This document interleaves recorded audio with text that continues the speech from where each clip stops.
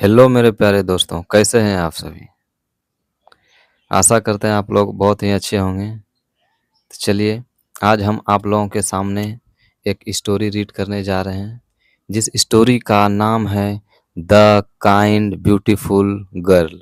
मतलब ऐसी खूबसूरत लड़की जिसके अंदर दया का भाव हो, ठीक है? तो हम इस स्टोरी शुरू करने से पहले एक बात बोलना चाहते हैं, क्योंकि अभी जो हम ये चैनल स्टोरी बुक का बनाने जा रहे हैं, ये हमारा चैनल न्यू चैनल है, तो आप लोग ज़रूर इनको सपोर्ट करें। अगर आपको स्टोरी समझ में आ रही है, आपको इससे कुछ सीख मिल रहा है तो। चलिए, तो हम स्टोरी को शुरू करते हैं। लिखा है, once upon a time. Once upon a time. Once upon a time का मतलब होता है एक समय की बात है, ठीक है? तो once upon a time, once upon में टाइम, एक समय की बात है। There lived a beautiful girl. There lived a beautiful girl. जहाँ क्या रहता, जहाँ कौन रहती थी? एक खूबसूरत सी लड़की। लिव्ड का मतलब होता है रहना, देयर मतलब वहाँ। वहाँ एक खूबसूरत सी ब्यूटीफुल गर्ल, खूबसूरत सी लड़की रहती थी, नेम्ड अनन्या, जिसका नाम क्या था? जिनका नाम था Ananya. In a small small village. In a small village. In a small village. कौन सी विलेज में? एक छोटे से गांव में बहुत ही खूबसूरत सी लड़की रहती थी, जिसका नाम था Ananya. She was loved by everyone. She was नहीं, वह या उसे नहीं। सी का मतलब होता है वह, जो कि मतलब फेमिनिन के लिए यूज किया जाता है। सी वाज लव्ड, उसे प्यार करते थे, बाय एवरीवन, मतलब उसे सभी लोग प्यार करते थे, बिकॉज क्योंकि of her kindness, of her kindness, उसके दयालुता को देखकर नहीं। अगर किसी भी व्यक्ति के अंदर दया का भाव हो तो उससे सामने वाला व्यक्ति अट्रैक्ट हो जाता है। उसी प्रकार से एक लड़की जो अनन्या थी, उनके अंदर दया का भाव था। एंड ऑनेस्टी, ऑनेस्टी का मतलब होता है ईमानदारी, और वह बिल्कुल ईमानदार थी, इसीलिए उसे सभी लोग इसीलिए उन्हें सारे लोग चाहते थे और उन्हें प्रेम करते थे, ठीक है?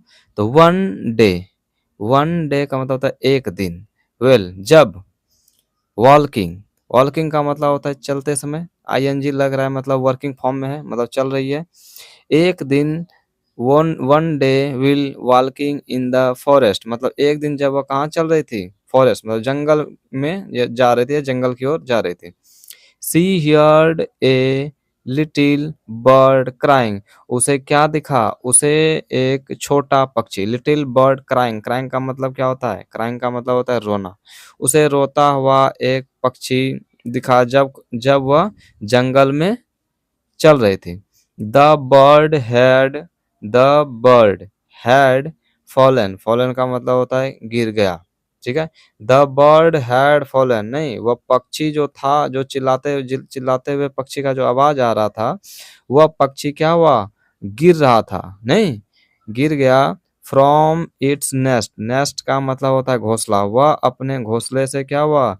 गिर गया। एंड वाज बैडली इंजोरिड, बैडली इंजोरिड का मतलब होता है, बैडली का मतलब होता है बुरे तरह से, और इंजोरिड का मतलब होता है घायल।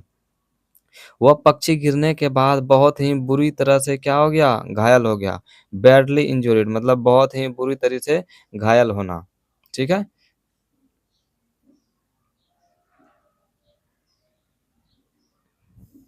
नेक्स्ट आगे है अनन्या।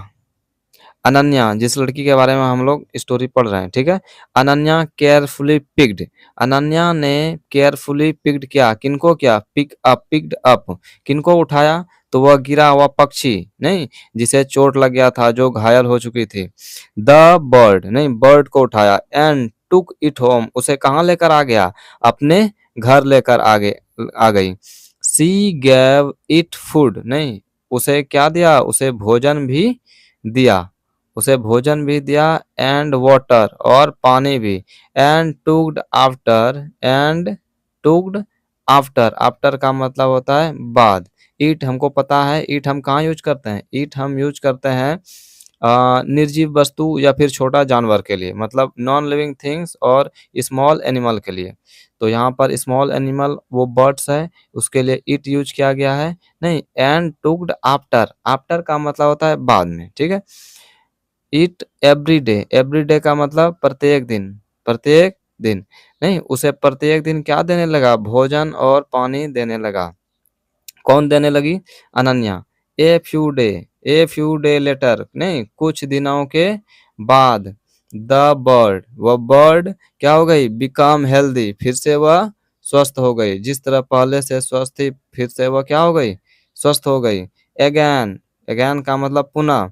एंड फ्लू अवे, और वह क्या होने लगी? फ्लू अवे का मतलब वो रास्ते पे चलने लगी, जिस तरह से पहले चलते थे।